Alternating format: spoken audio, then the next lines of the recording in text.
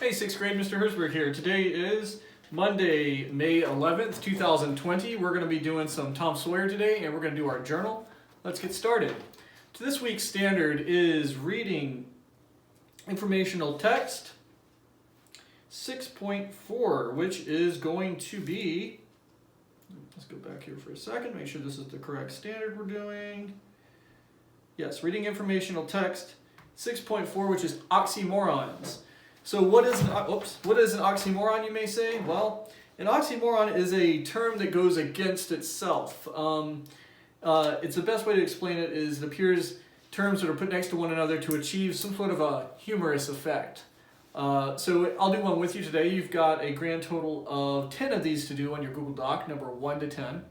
The first one here, the instructions say to underline the oxymoron in each sentence. After staying up so late the night before, Phoebe felt like the living dead. Well, your oxymoron in that sentence is the living dead, because you can't be living and dead at the same time. We'll call those zombies, they don't exist, but so the oxymoron will be underlined in that sentence is living dead. Okay? So underline the oxymoron or type it, copy and paste, however you want to do it in your Google Doc, and then tell me off to the side what it means. So number 1 should look like this, living dead, dash, you can't be both alive and dead at the same time, it means she's tired. Okay? So that's oxymorons for this week. We're also going to be moving on to some Tom Sawyer here. We're going to be reading chapter, I believe 17 is where you guys left off. And Tom and the boys are enjoying themselves quite a bit. Tom has come back into the fold, chapter 16. He's returned back to his friends, and they are so glad to see him, and this is where he's going to tell them his plan to return back to St. Petersburg and crash their own funeral. So let's get started here. Chapter 16. After dinner, the gang all turned out to hunt for turtle eggs on the bar. They went poking sticks into the sand, and when they found a soft place, they went down to their knees and dug with their hands. Sometimes they'd take 5, 50, or 60 eggs, perfectly round, a trifle smaller, an English walnut. They had a famous fried egg feast that night and another on Friday morning. After breakfast, they hooped and pranced out on the bar, chased each other around and round, shredded clothes as they went. Oh, actually, I think we've read this. Yes, we have. Yep, my apologies. It's chapter 17 we're at.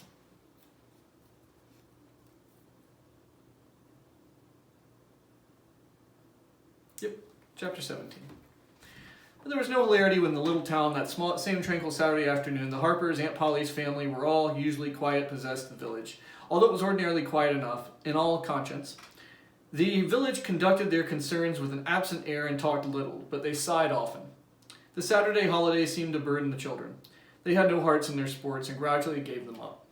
In the afternoon, Becky Thatcher found herself moping about the deserted schoolyard and feeling quite melancholy. But she found nothing there to comfort her. She soliloquized, "Oh, if I only had a brass Andrewlian knob again. But I haven't got any right now to remember him by." And she choked back a little sob. Presently she stopped and said to herself, "It was right there. Oh, if I was to do it all over again, I wouldn't say that. I wouldn't say it for the whole world. But Tom's gone now. I'll never ever see him anymore." This thought broke her down, and she wandered away with tears rolling down her cheeks. Then quite a group of boys and girls, playmates of Tom's and Joe's, came by and stood looking over the paling fence and talking in reverent tones of how Tom did so-and-so the last time they saw him, and how Joe said this and that small trifle, pregnant with awful prophecy as they could easily see now. And each speaker pointed out the exact spot where the lost lad stood at the time, and then added something like, "And I was standing just so, just as I am now.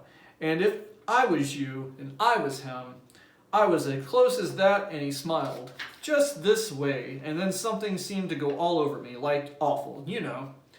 And I never thought what it meant, of course, but I can see now." Then there was a dispute about who last saw the dead boys in life, and many claimed that the dismal distinction and offered evidences more or less tampered with by the witnesses. And when it was ultimately decided who did see the departed boys last, and exchanged the last words with them, the lucky parties took upon themselves a sort of sacred importance, and were gaped at and envied at by all the rest. One poor chap who has no other grandeur to offer, said with tolerably manifested pride in the remembrance, "Well, Tom Sawyer, he beat me up once." But that bid for glory was a failure. Most of the boys could say that, and so could they cheapen the distinction too much. The group loitered away, still recalling memories of the lost heroes in awed voices. When Sunday school was finished the next morning, the bell began to ring. Instead of ringing in its usual way, it was a very still Sabbath. The morning sound seemed in keeping with the musing hush that lay upon nature. Villagers began to gather in a loitering moment in the vestibule to converse in whispers about this sad, sad event. But there was no whispering in the house, only the funeral rustling of dresses, as women gathered to their seats, disturbed the silence there. None could remember when the little church had been so full before. There was finally a waiting pause and expected dumbness, and then Aunt Polly entered, followed by Sid and Mary. And then they, the Harper family and all, deep black, and the whole congregation, the old minister as well, rose reverently and stood, until the mourners were seated in the front pew. There was another communing silence, broken at intervals by muffled sobs, and then the minister spread his hands abruptly and prayed. A moving hymn was sung by the text that followed, "I am the resurrection and the life." As the service proceeded, the clergyman drew pictures of the poor boys and their winning ways and their rare promise that every soul there, thinking he recognized these prized pictures, felt a pang in remembering that he had persistently blinded himself to them. Always before, and he had persistently seen only faults and flaws in the poor boys.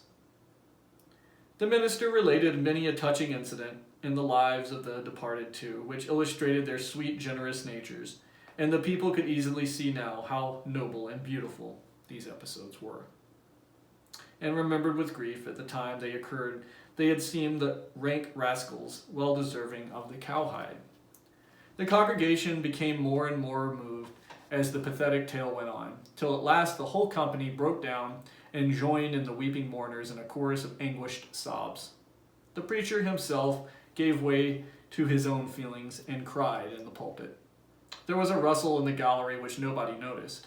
A moment later the church door creaked open. The minister raised his streaming eyes above his handkerchief and stood transfixed.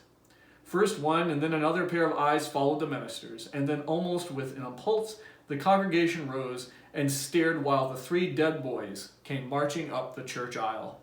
Tom in the lead, Joe Harper next, and then Huckleberry Finn, in a ruin of drooping rags, sneaking sheepishly up the rear. They had been hid in the unused gallery listening to their own funeral sermon. Aunt Polly, Mary, and the Harpers threw themselves upon the restored boys, smothered them with kisses, and poured out thanksgiving, while poor Huck stood embarrassed and uncomfortable, not knowing exactly what to do or to hide from so many unwelcoming eyes. He waved, and started to slink away, but Tom seized him and said, "Aunt Polly, it ain't fair. Somebody's got to be glad to see old Huck." "And so they shall. I'm glad to see him too. Poor motherless thing." And the loving attentions Aunt Polly lavished upon him were the one thing capable of making him more uncomfortable than he was before. Suddenly the minister shouted at the top of his voice that praise God from all whom blessings flow, and to sing and put your hearts in it. And they did. 100 swelled up with a triumphant burst, and while it shook the rafters, Tom Sawyer, the pirate, looked around and upon the envying juveniles about him and confessed in his heart that this was the proudest moment of his entire life. As the souled congregation trooped out, they said they would almost be willing to be made ridiculous again, to hear the old 100 song sung like that once more. Tom got more cuffs and kisses that day, according to Aunt Polly's varying moods, than he had earned before in a whole year. And he hardly knew which expressed the most gratefulness to God and the affection for himself. Okay, that's the end of chapter 17. The boys got their wish and they crashed their own funeral. Tom had a moment there where Huck wasn't being hugged at all, because after all, he doesn't have any parents. His only father is a drunken who doesn't care about where he goes or what he does. So Tom asks Aunt Polly to go and give Huck some, appreciation and some love, and they all gave it to him. So Tom lists this as being the best day of his whole life. So kind of a high moment for Tom and the boys. From here on out, though, things are going to get interesting because don't forget, we still have Injun Joe running around, a murderer, and we still have poor Muff Potter locked up in jail for the murder of Doc Robinson.